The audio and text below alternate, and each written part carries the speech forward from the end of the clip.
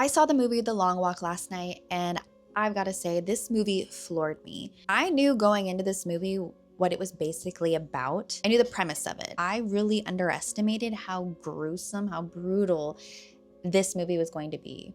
If you don't know what the story is about, it's a dystopian thriller about teenage boys who all put their name into a lottery.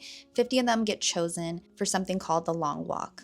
It's basically a competition where you have to keep a 3-mile-per-hour pace, and the last one standing at the end gets a lot of money and a wish for anything they want. But once you're in this walk, there's no quitting, there's no turning back, there's no leaving. It's you walk or you get your ticket. I wasn't expecting how emotional this movie was gonna get. It's raw, it's traumatic. It's probably one of the most heaviest, darkest movies that I've seen in a really long time.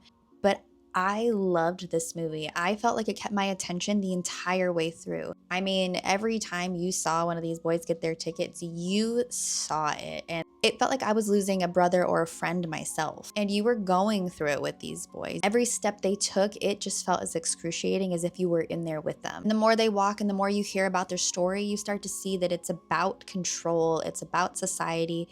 And it's about how people are conditioned to endure suffering in the hopes that there's something better at the end. I feel like every actor, every character in this story really did so well.